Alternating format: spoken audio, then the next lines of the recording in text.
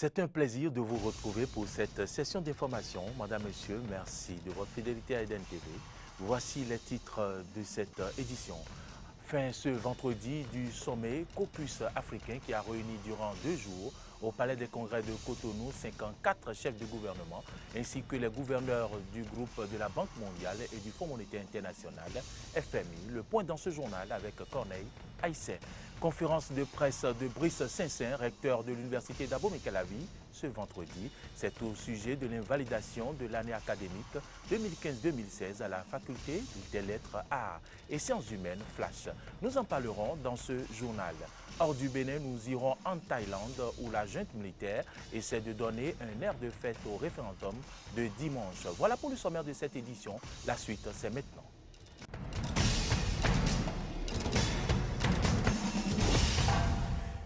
Bienvenue à toutes et à tous dans ce journal que nous ouvrons par la clôture ce vendredi au Palais des Congrès de Cotonou du Caucus africain édition 2016. Ce sommet qui a réuni les chefs d'État africains, l'une des plus grandes rencontres dans le domaine financier sur le continent, s'est achevée sur plusieurs recommandations mentionnées dans une déclaration dite Déclaration de Cotonou. Le point avec Corneille Aïssé et dit Denis Marouya. Les travaux du deuxième sommet du Caucus africain ont pris fin à Cotonou sur des notes d'espoir pour le continent.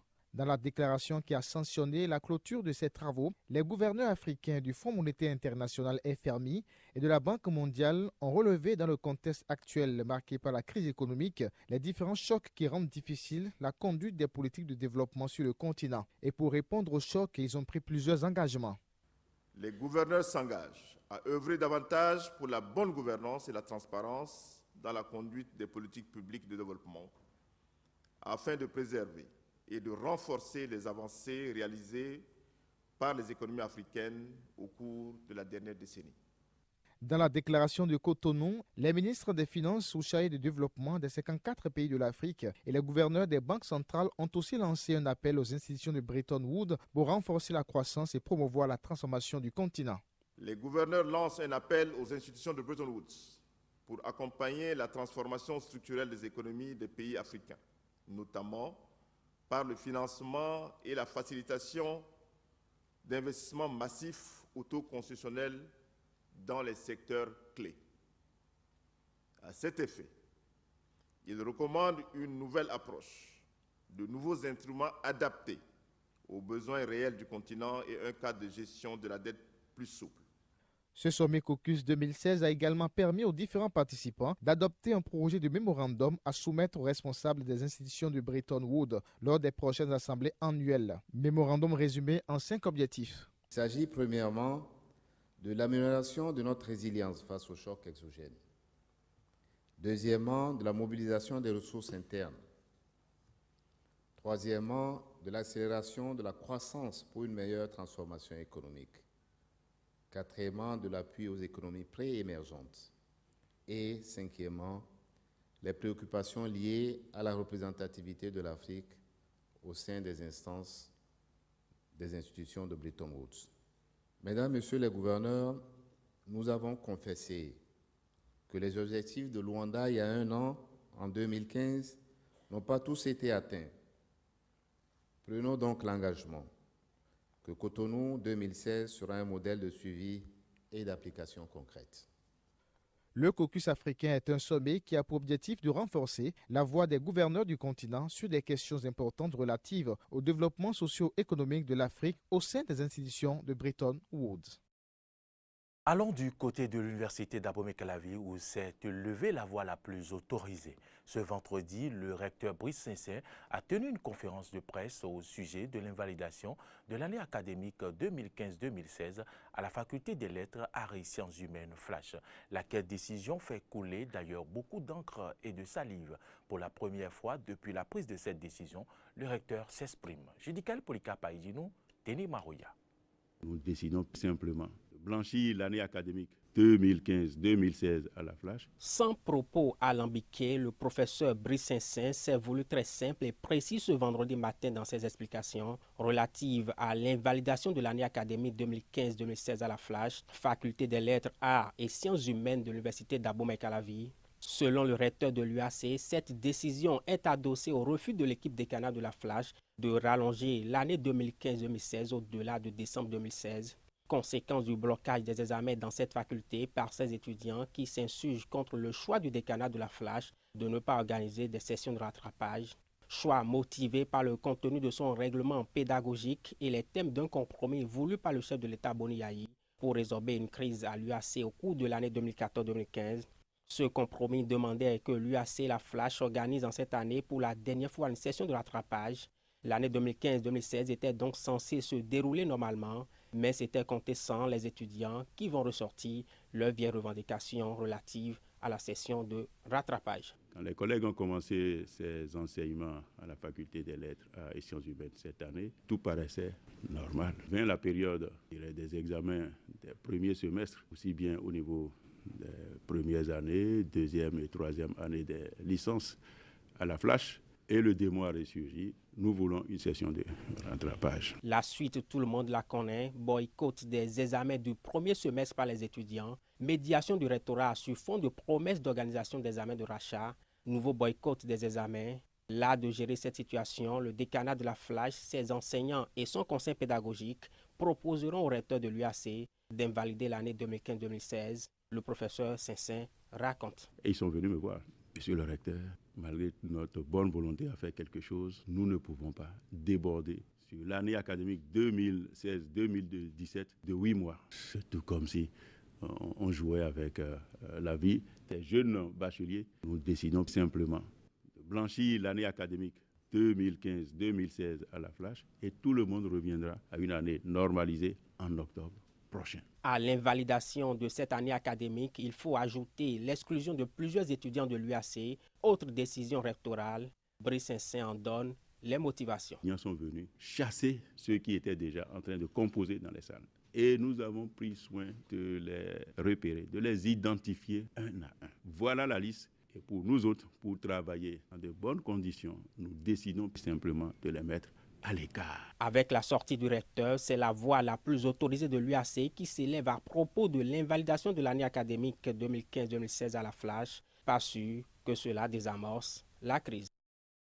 Restons dans la commune d'Abomey-Calavi avec Freddy Loris Davor et Fojus Fiossi, où le maire Georges Bada a procédé ce vendredi au lancement de l'ouverture de voies dans l'arrondissement de Togba.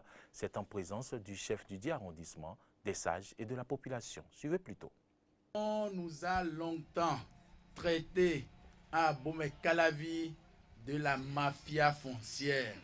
Aujourd'hui, nous voulons redorer le blason et dire à chacun, à tout un chacun, qui est présumé propriétaire à Togba, à Rosoubeta, ici, où nous lançons les travaux d'ouverture de voies avec l'accord de la population elle-même, que tous ceux-là, tous ces présumés propriétaires auront leur parcelle dans la dimension déterminée. Fidèle à ses engagements de gestion cohérente et conséquente des travaux de lotissement dans la commune d'Abomey-Calavi, le maire Georges Bada, accompagné du chef d'arrondissement de Togba et autres cadres de la municipalité d'Abomey-Calavi, a procédé ce vendredi au lancement des travaux d'ouverture des voies dans l'arrondissement de Togba. Et ce, pour rassurer davantage ses administrés et dissiper le doute et les préjugés inhérents aux travaux de lotissement dans sa commune. Qu'une personne étrangère qui n'était pas présumée propriétaire ne devra s'installer là où elle ne doit pas. Nous devons être gendarmes pour nous-mêmes. Aucun policier ne viendra d'ailleurs pour contrôler ça. Les comités sont mis en place. S'il y a mal donne quelque part, n'hésitez pas à dénoncer. Cela va du développement. Et c'est l'ouverture de voies qui constitue le développement de notre arrondissement, de notre quartier à Rosoubeta et de notre commune. Nous commençons par ici, nous continuerons et plus rien ne pourra nous arrêter sur ce chemin de développement. Mais l'ouverture des voies n'a pas suffi pour meubler l'agenda du maire Georges Bada ce vendredi. L'autorité municipale a visité différents chantiers en cours sur son territoire. Nous pouvons dire que les chantiers évoluent, mais avec du retard parce qu'aujourd'hui, on devait réceptionner cette voie sur laquelle nous sommes. Mais faute d'un certain nombre de travaux non réalisés, nous ne pouvons les réceptionner. C'est le moment de dire à nos entrepreneurs qu'ils doivent mettre des bouchées doubles pour que les souffrances que nous administrons à nos paisibles populations puissent à un moment X cesser. Nous avons prévu depuis 3 mois de réceptionner ces travaux. C'est vrai que les pluies et tout ce qu'on ne maîtrise pas, mais ça n'exclut pas le fait que les travaux soient déjà achevés. Nous avons visité le tronçon Arconville, l'hôpital de zone, où les travaux n'étaient pas prévus finir. Mais c'est pour également mettre la pression sur l'entreprise et leur dire que nous les avons à l'œil pour que réellement plus rien ne soit comme avant où on promet à la population de rendre les lieux disponibles et utilisables et on ne le fait pas. Pour cette zone que vous voyez depuis 3 mois, on devait réceptionner et permettre une bonne circulation à la population, mais l'entreprise nous a promis que dans quelques jours, l'essentiel sera fait. Ces travaux d'ouverture de voies, à en croire le maire Georges Bada, s'étendront aux autres arrondissements pour soulager davantage les peines des populations de la commune d'Abomey-Calavi. Hors du Bénin, à présent, allons en France. Azote liquide ou plaque réfrigérée pour transformer une crème en glace sous les yeux du client. À Paris, une nouvelle génération d'artisans glaciers mise sur des concepts originaux qui associent des ingrédients frais à une dose de mise en scène. Reportage. Ce n'est pas une expérience de laborantin, mais c'est peut-être l'avenir de la crème glacée. Dans cette boutique parisienne, on fabrique la glace sur demande à grand renfort d'azote. On a essayé de faire quelque chose d'un peu différent, de trendy, avec des lumières un peu partout, des serveurs qui ressemblent plus à des petits chimistes. Voilà, c'était pour casser un petit peu le code des salons de thé des glaciers de Paris. Le concept est australien. Mélanger du lait aromatisé à très basse température pour le faire congeler sous les yeux des clients. Voilà, c'est la glace citron meringue. La glace spectacle, c'est aussi le créneau de cet autre artisan parisien. La formule vient cette fois-ci de Thaïlande. La crème liquide se durcit immédiatement au contact d'une plaque à moins 30 degrés. Les clients viennent déguster les petits rouleaux glacés autant pour le goût que pour la forme. Ces deux amis ont fait 1 heure de transport spécialement pour l'expérience. Je suis impressionné déjà parce que c'est fait de manière artistique. On est loin de ce qui se fait d'habitude. Pour moi, c'est de l'art en fait. Du coup, j'ai dit, il faut que je vienne, que je vois ça. Dans le secteur, on voit d'un bon œil l'arrivée sur le marché de ces glaciers nouvelle génération. Une façon différente de faire consommer de la glace qui ne remet pas en question l'offre traditionnelle. On cherche toujours à se diversifier, à montrer des différences. Donc c'est la course un petit peu à l'armement. Mais je pense qu'avant de détrôner le cornet, il va se passer quand même quelques années. En France, la consommation de glace est d'environ 6 litres par an et par personne, un peu moins que nos voisins européens. Les champions du monde sont les Néo-Zélandais, avec une moyenne par habitant de 25 litres par an. La junte militaire thaïlandaise essaie de donner un air de fête au référendum de dimanche. Au pouvoir depuis un coup d'État il y a 2 ans, elle propose aux élections de voter pour ou contre une nouvelle constitution très controversée. Reportage. La junte militaire thaïlandaise essaye de donner un air de fête au référendum de dimanche. Au pouvoir depuis un coup d'État il y a 2 ans, elle propose aux électeurs de voter pour ou contre une nouvelle constitution très controversée. Maintenant, il est temps pour le peuple thaïlandais de décider pour lui-même si le contenu de la Constitution est bon pour la gouvernance du pays. Si ce n'est pas bon, ne l'acceptez pas. S'il est bon, acceptez-le et nous organiserons des élections. Le régime militaire vend son projet de constitution comme un facteur de stabilité. Dans un pays habitué aux violences et troubles politiques, l'argument séduit certains Thaïlandais, qui ignorent les aspects controversés du texte. Et pour cause, le critiquer est passible de prison. Je ne sais pas vraiment si le référendum sera une bonne ou une mauvaise chose, mais je veux y prendre part. C'est mieux que rien. Les détracteurs du texte accusent les militaires de se préparer à noyauter le pouvoir. La Constitution prévoit ainsi que le Sénat soit nommé, permettant à la junte de contrôler tout parlement élu. L'ex-premier ministre Thaksin Shinawatra est dans le viseur. Les militaires aujourd'hui, ce ne sont plus seulement des représentants des élites traditionnelles. Ils sont eux-mêmes acteurs, les plus gros acteurs. Et ils veulent rester, contrôler la politique, jouir du pouvoir et de ses privilèges. En cas d'adoption, avec une scène politique désormais sous contrôle, la junte promet des élections à l'horizon 2017. Personne ne sait ce qu'elle fera si sa constitution est rejetée. Au Bangladesh, un enfant se noie toutes les 30 minutes en moyenne. Pour lutter contre la cause de mortalité la plus fréquente chez les jeunes, les autorités ont récemment rendu obligatoire les leçons de natation à l'école. Suivez plutôt ce reportage.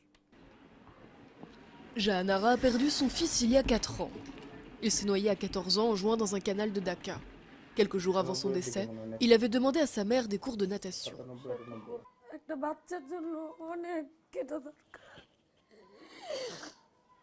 Savoir nager est extrêmement important pour un enfant. Je ne veux pas qu'une autre mère souffre autant que moi en ce moment. Chaque parent devrait apprendre à nager à ses enfants. Le Bangladesh est sillonné de cours d'eau. Les naufrages de bateaux et noyades sont monnaie courante. Chez les moins de 18 ans, c'est la cause de décès la plus fréquente. Un enfant meurt noyé toutes les demi-heures en moyenne. Le gouvernement a donc récemment annoncé que les cours de natation à l'école seraient obligatoires. J'avais peur de l'eau avant. Et puis ma mère et le professeur m'ont appris à nager. Et maintenant, j'ai suffisamment confiance pour y aller toute seule. L'initiative n'en est qu'à ses débuts. La majorité de la population ne sait toujours pas nager, faute de moyens et d'infrastructures dans l'un des pays les plus pauvres du monde. Autre obstacle, les préjugés de la société.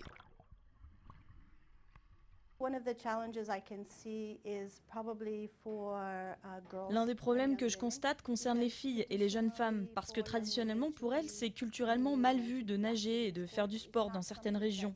Mais nous sommes en train de surmonter ces tabous. Le Bangladesh n'est pas le seul pays où les cours de natation sont obligatoires. Mais avec un quart de ses 160 millions d'habitants vivant près d'un cours d'eau, son programme est le plus ambitieux au monde. C'est la fin de cette édition que j'ai eu du plaisir à vous présenter. Chimène Claudia Dossou au son, Romaïk Devouchi au plateau, Moïse Bativo à la réalisation vous remercie de nous avoir suivis. Bon week-end à toutes et à tous.